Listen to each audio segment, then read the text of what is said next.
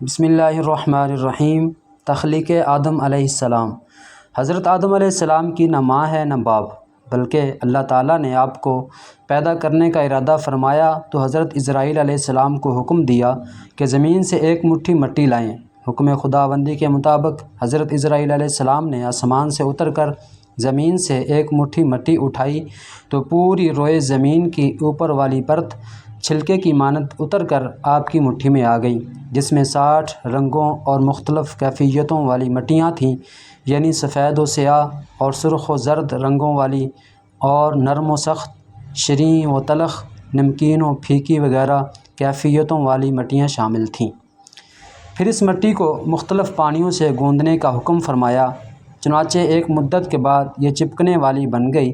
پھر ایک مدت تک یہ گوندی گئی تو کیچڑ کی طرح بودار گارا بن گئی۔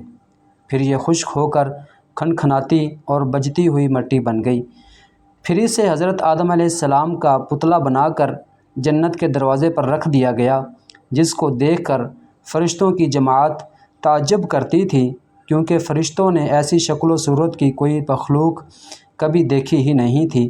پھر اللہ تعالیٰ نے اس پتلے میں روح کو داخل ہونے کا حکم فرمایا، چنانچہ روح داخل ہو کر جب آپ کے نتنوں میں پہنچی تو آپ کو چھینک آئی، اور جب روح زبان تک پہنچ گئی تو آپ نے الحمدللہ پڑھا، اور اللہ تعالیٰ نے فرمایا یرحمک اللہ، یعنی اللہ تعالیٰ تم پر رحمت فرمائے۔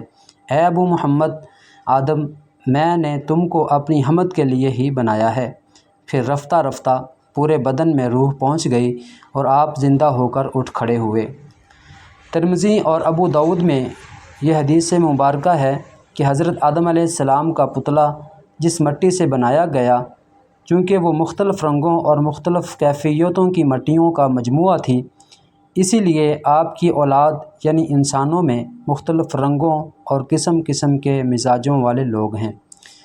حضرت آدم علیہ السلام کی کنیت ابو محمد یا ابو البشر اور آپ کا لقب خلیفۃ اللہ ہے، اور آپ سب سے پہلے اللہ تعالیٰ کے نبی ہیں۔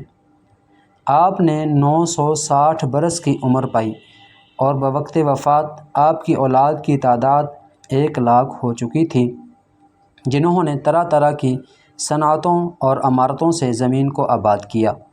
قرآن مجید میں بار بار اس مضمون کو بیان کیا گیا ہے کہ حضرت آدم علیہ السلام کی تخلیق مٹی سے ہوئی، چنانچہ قرآن مجید سورہ آل عمران میں ارشاد فرمایا، ترجمہ کنز ایمان: عیسیٰ کی کہاوت اللہ کے نزدیک آدم کی طرح ہے، اسے مٹی سے بنایا، پھر فرمایا ہو جا، فوراً ہو جاتا ہے۔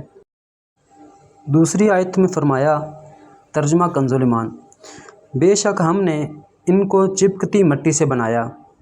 جب حضرت آدم علیہ السلام کو خداوند قدوس نے بہشت میں رہنے کا حکم دیا تو آپ جنت میں تنہائی کی وجہ سے کچھ پریشان ہوئے تو اللہ تعالیٰ نے آپ پر نیند کا غلبہ فرمایا اور آپ گہری نیند سو گئے، تو نیند کی حالت میں آپ کی بائیں پسلی سے اللہ تعالیٰ نے حضرت حوا رضی اللہ تعالیٰ عنہا کو پیدا فرما دیا۔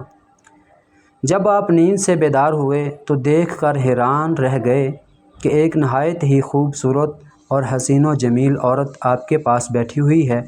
آپ نے ان سے فرمایا کہ تم کون ہو اور کس لیے یہاں آئی ہو؟ تو حضرت حوا رضی اللہ تعالیٰ عنہا نے جواب دیا کہ میں آپ کی بیوی ہوں، اور اللہ تعالیٰ نے مجھے اس لیے پیدا فرمایا تاکہ آپ کو مجھ سے انس اور سکون قلب حاصل ہو، اور مجھے آپ سے انسیت اور تسکین ملے، اور ہم دونوں ایک دوسرے سے مل کر خوش رہیں اور پیار و محبت کے ساتھ زندگی بسر کریں، اور خداوند قدوس کی نعمتوں کا شکر ادا کرتے رہیں۔ قرآن مجید میں اللہ تعالیٰ نے حضرت حوا کے بارے میں ارشاد فرمایا، ترجمہ کنز ایمان: اور اسی میں سے اس کا جوڑا بنایا، اور ان دونوں سے بہت مرد عورت پھیلائے۔